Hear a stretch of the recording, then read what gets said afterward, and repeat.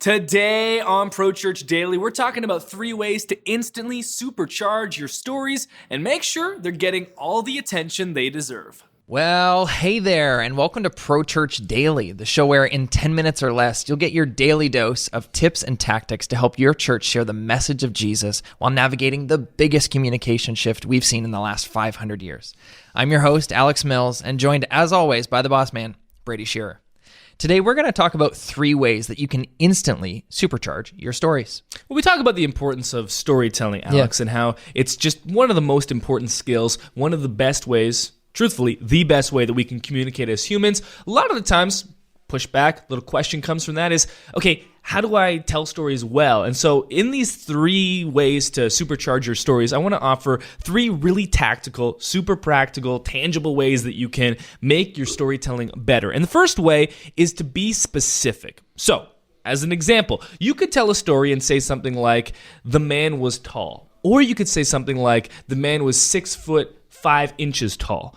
You could say something like, one day I woke up and I had a brain tumor. It's a sad story, but your story could start that way.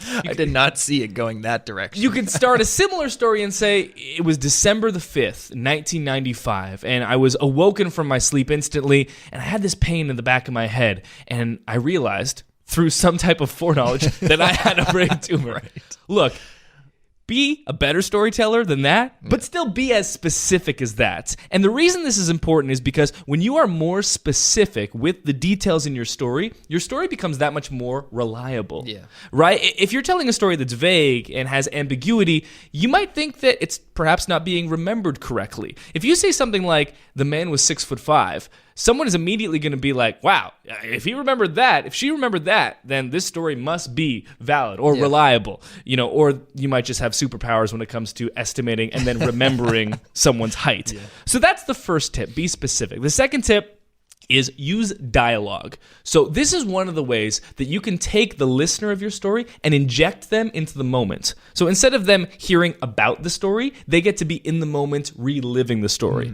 And so for instance, you could recall a conversation that you had with a friend and you could say, yeah, I was talking to Roxanne and we decided that we were going to go and get Mexican food for lunch.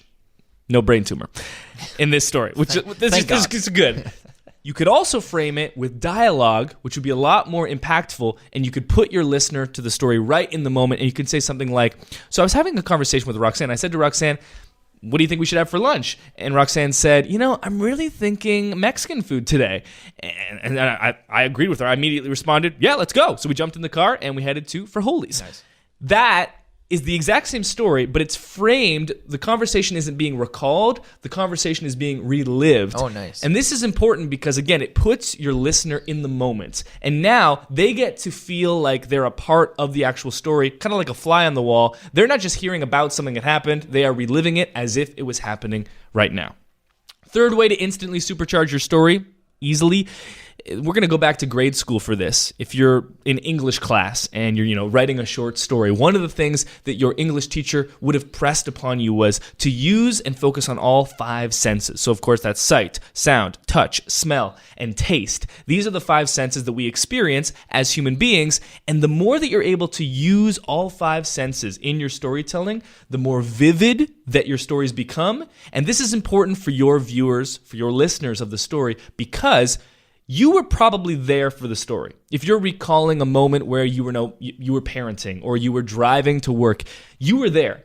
And there are all of these details in that story that you are subconsciously remembering, that you are taking for granted, right. That the listener of your story, they weren't there. Yeah, that's good. And they don't remember that. So instead of saying something like, yeah, I was driving to work one day and I got in traffic, you can talk about how, it was a really chilly morning. We're living through a crazy cold period right now here in Toronto. Yes. It was a chilly morning, negative 20 degrees outside. There was frost on the windows. I could see my breath as I was driving.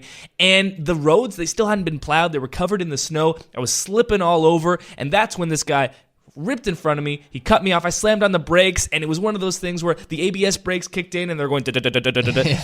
And suddenly, that's funny, like the da-da-da-da-da. But if you've ever driven in the snow, hit your brakes, and got the ABS, you know that feeling. Yeah. You know that sound. You can recall it. And now suddenly, you as the listener to my story, you're like right in the passenger seat with me. Really, you are now the driver in the driver's seat. That's good. Rather than saying, I'm driving to work and I got cut off and I was pissed. Yeah. It's the same exact story, but you're mentioning, like, let's go through all the 5 senses. So sight, the frost on the window, the breath that you can visibly see coming out of your mouth, the sound, the ABS brakes, the touch, the chilly steering wheel, again, the frost on the window. You imagine like when the frost is on the inside of the window, when it gets really cold and you like scrape it with your fingernail and you can like draw in it.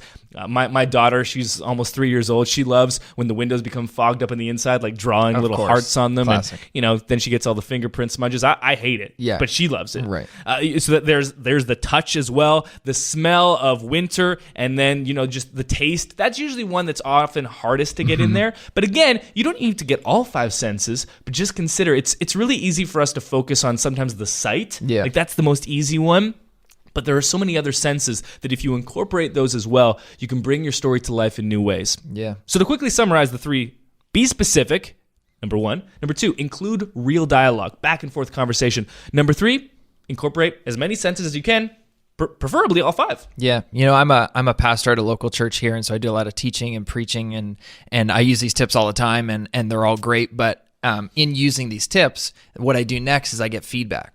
And so I get a lot of feedback from my wife, whether I ask for it or not. Thank you, Lord. But you get feedback from people in the church. So whether you're telling stories from the stage on a Sunday morning or you're telling stories on social media, get feedback from people and find, just take mental notes of what people are connecting with and then repeat that. But definitely starting with these three tips to like you said, supercharge your stories. I use them all the time.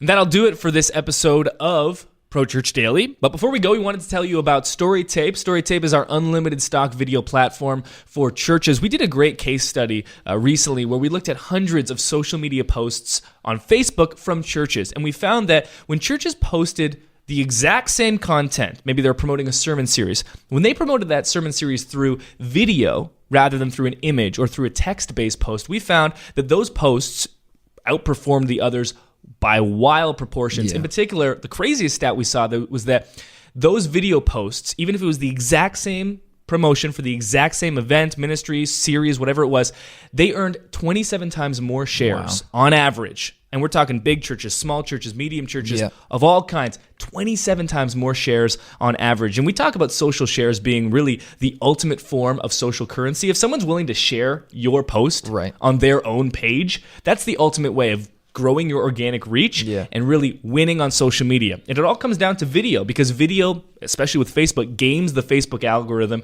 and you'll get a boost in organic reach because Facebook wants us to use video.